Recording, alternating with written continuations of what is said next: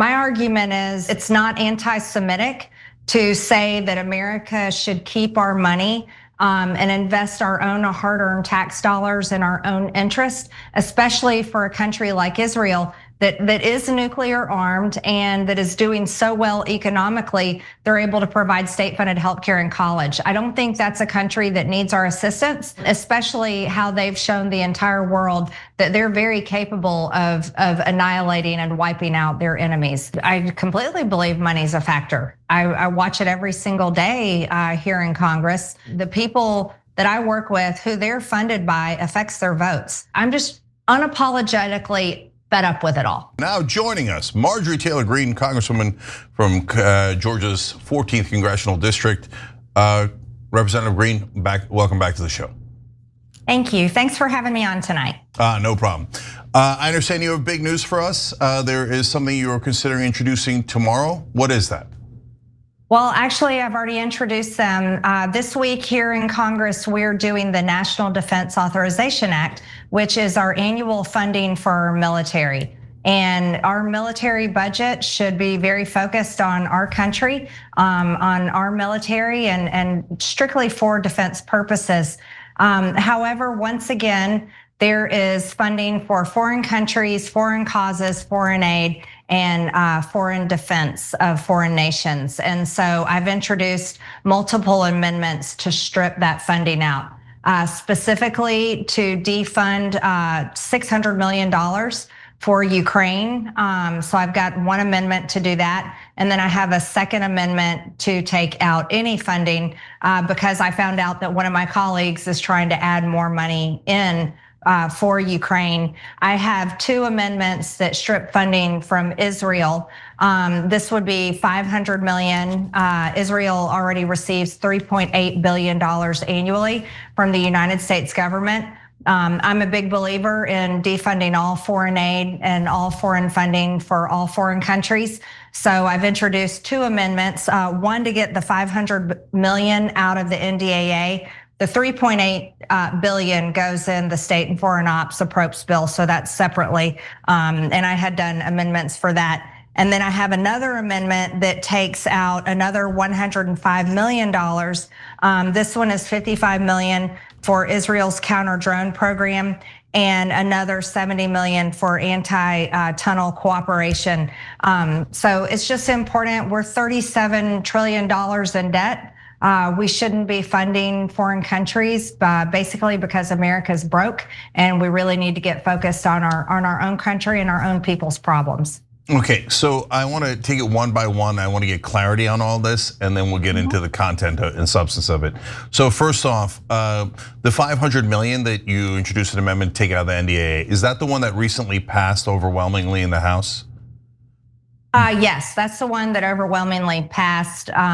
It was before Congress went on recess, and only 6 members of Congress voted for it, yes. And so that they claim is for defensive purposes, whatever that means, and about 60 million of billion of it or so, million of it goes to around 66 maybe to Iron Dome, and the rest is for, I don't know if you know, vague defensive purposes. Well, just to clarify for your listeners, the US already provides nuclear armed Israel with $3.8 billion annually in foreign aid. In 2024, in the security supplemental, we gave $8.7 billion to Israel. During the recent 12-day war with Iran in June, the US used 15 to 20% of our terminal high altitude area defense missile stockpile defending Israel. That cost the United States somewhere over $800 million. Wow. The $500 million that I'm introducing an amendment to take out is authorized in the NDAA for this program that funds Israel's missile defense systems, Iron Dome, David Sling, and the Arrow system. But it's important to note that since 2006, we've spent over $15 billion supporting these Israeli missile defense systems. Here's what is something important to understand. While we're 37 trillion in debt, Israel is less than 400 billion in debt. And they're doing so well with their economy, they're able to provide state-funded healthcare for Israeli citizens, they're able to provide state-funded college.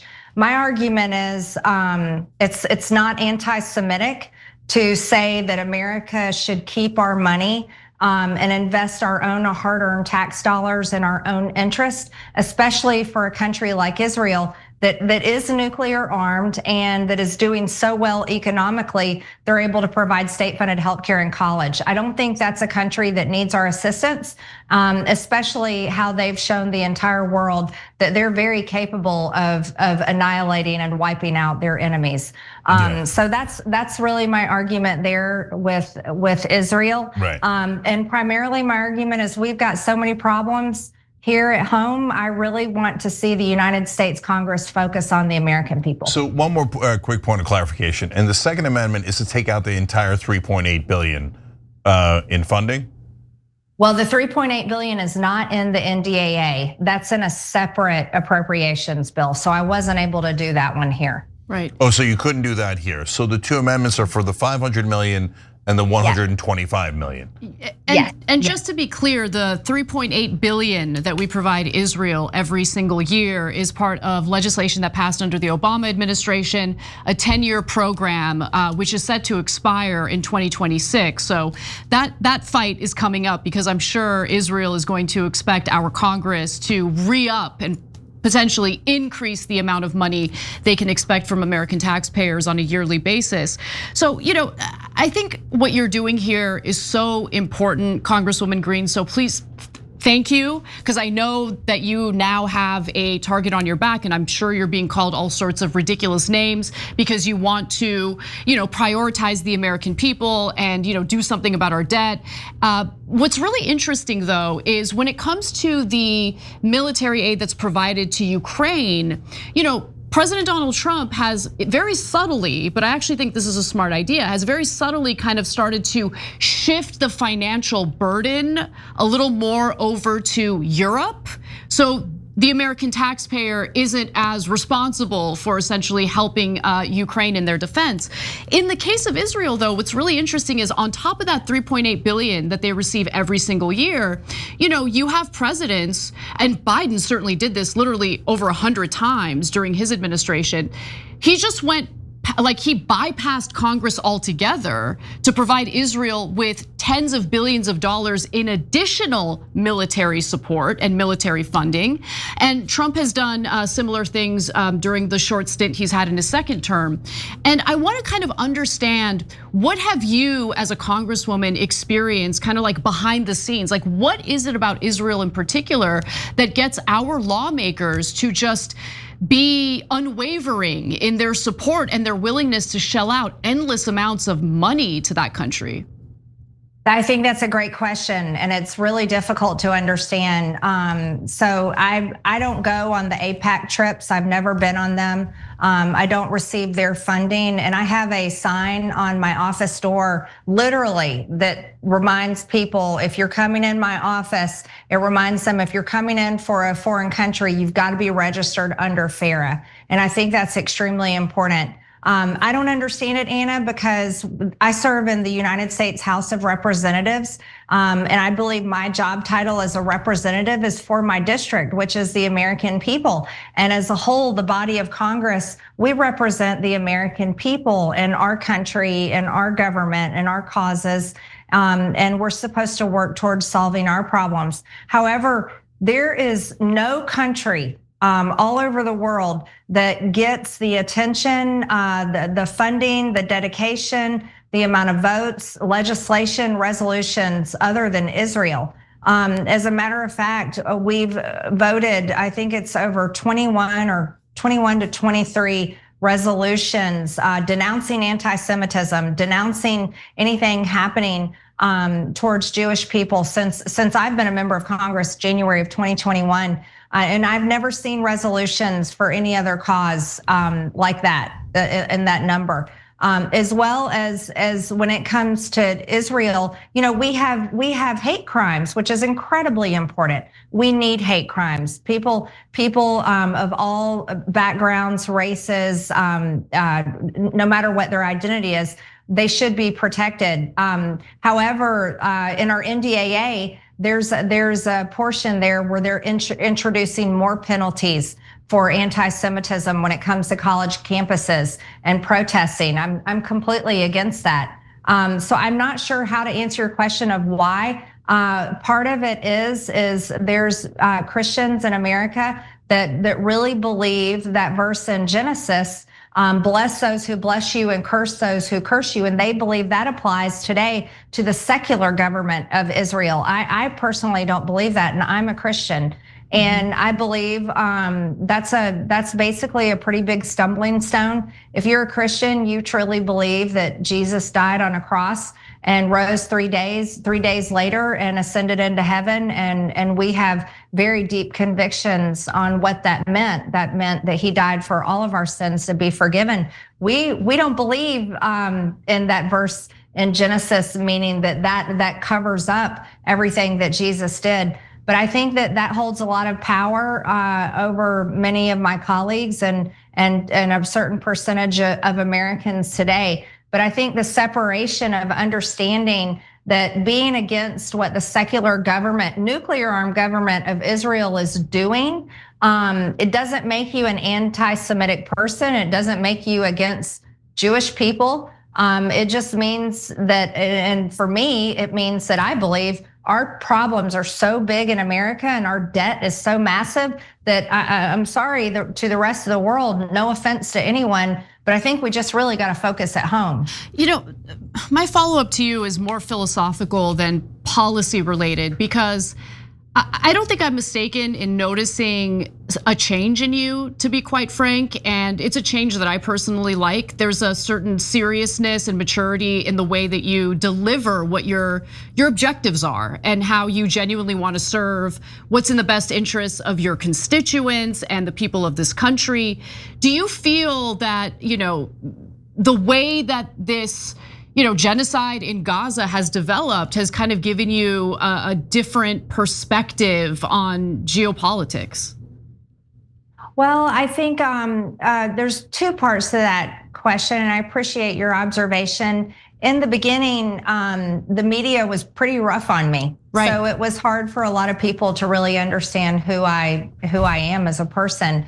And when I ran for Congress in 2020, what a lot of people may not know is I actually ran criticizing the Republican Party. I had a lot of criticism of Republicans. And I said that many times on my campaign trail, so my district knows it full well. That is no surprise to them. I think the Republican Party fails in many ways. And I'm open about that. Now, when it comes to what's happening in Gaza, there's videos and pictures of what's happening to children that you just can't unsee. Mm-hmm. And anyone that has a heart and compassion for children and innocent people, I don't know how anyone can turn a blind eye to that. But I've also stated that October 7th was horrific, and I stand by those statements. I think both things are really bad. And then I talked to Christian pastors in Gaza, and they told me that the starvation of children is real. This is not war propaganda. This is not made up.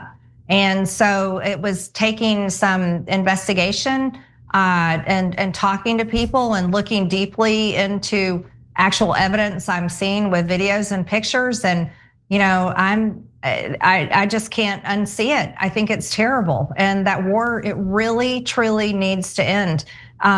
There's a certain authenticity in the way you're reacting to it that I really value, because you look at so many politicians, and even in the face of mass atrocities, they're just robots. And so I really appreciate the fact that you've been speaking out against what's happening in Gaza. I'm sure that it has attracted all sorts of terrible attention toward you, but please keep doing what you're doing, because it's necessary. And I think that what's currently happening, because we're paying for it, we're aiding and abetting it. It's a stain on our country, and it's unfortunate. Yeah, so I just want to follow up on that real quick. So Representative Greene, your reaction that Anna just described, a human reaction to seeing children being killed right in front of our eyes, and not a little bit, like tens of thousands of children, right, is a normal human reaction. But yet it is not the reaction that an overwhelming majority of your colleagues are feeling, apparently. So that, what did you guys get? 6 votes last time for similar legislation, right? And so now the media tells us that when you look at why, that it's because Israel is apparently some special magical place and that we owe them. I don't know why we owe them, but we're told all the time we owe them, right? And so I don't know that America ever did anything wrong to Israel. All America's ever done is support Israel over and over and over and over again. And even in the middle of a genocide, but still apparently we owe them. And it's offensive to suggest that we don't owe them. But yet again, the overwhelming majority of our colleagues say, no, we do owe Israel, and you are not allowed to criticize, you're not allowed to question their money. And so you've gotten attacked, and Ro Khanna's gotten attacked, Tom Massey, etc. So real quick, I wanna run down the possibilities. Media says money has nothing to do with it, though a lot of Americans think money has a lot to do with it. The AIPAC is given to 65% of Congress. The different Israel PAC supporting Israel have given to 90% of the members of Congress. So do you believe money is a factor in your colleagues' votes on this issue? I completely believe money's a factor. I watch it every single day here in Congress. The people that I work with, who they're funded by, affects their votes. Many of the doctors caucus during COVID, the doctors, many of them I served with on the COVID committee, they're very, very funded by Big Pharma, and they wouldn't talk about the COVID vaccines. And that was so disturbing to me. I think that's a very important topic and investigation that needs to happen, and I'm pursuing it right now as we speak. Many of the members that I serve with that are highly funded by the military industrial complex, they're going to make sure that those government contracts and all of that gets funded. They believe in a war economy, and they will flat out tell us that they'll say, Marjorie, you have thousands of jobs in your district that rely on these government contracts. Well, you want to know something? I'm not very interested in funding an economy that's based on killing people, especially innocent people and children. I love it. And but yes, I do believe that AIPAC funding is very serious. I believe AIPAC needs to register under FARA. I've openly demanded that, and if we had a Department of Justice that was doing its job, they would be investigating AIPAC, because I don't know of any other foreign country that literally takes our members of Congress on a trip to their own country, takes along with them influencers from all different backgrounds, news people, and spends a lot of money, all expenses paid, with everybody from the prime minister to different members of the government, and taking them on all types of sightseeing, religious places of worship, dinners, and all types of excursions. I don't know any other country that does that other than Israel. And I do think that it's powerful. It has an impact. And my position is, I don't hate Israel. I don't hate the people there. Oh my goodness, I wish them all well. I wish people all over the world well.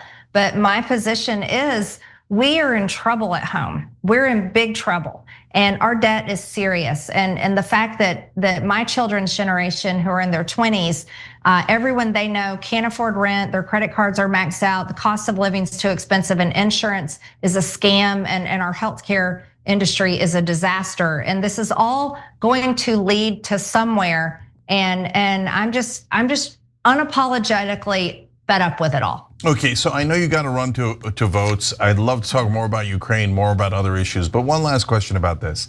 How much of a factor do you think it is that members of Congress know that if they oppose Israeli funding, that mainstream media will come down on them like a ton of bricks? That they'll be accused of being anti-Semites, that their career will be threatened, etc. Oh yeah, big time. It's ridiculous. So you've got everybody from Mark Levine to Ben Shapiro to Laura Loomer.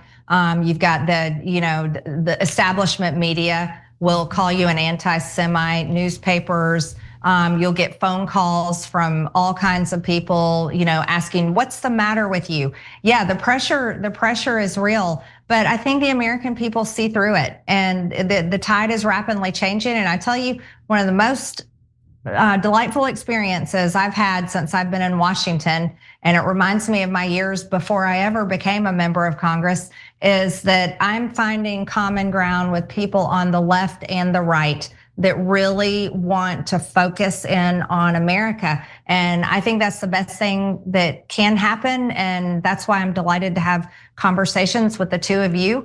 And I look forward to finding more common ground, because I think that could be the best thing that could happen for all of us. 100%. We still have so many things we disagree on, but more and more these days, it's becoming less about left versus right than it is about the American people versus the elites and the establishment. Absolutely. Because they do not serve our interest at all, and everyone is tired of it.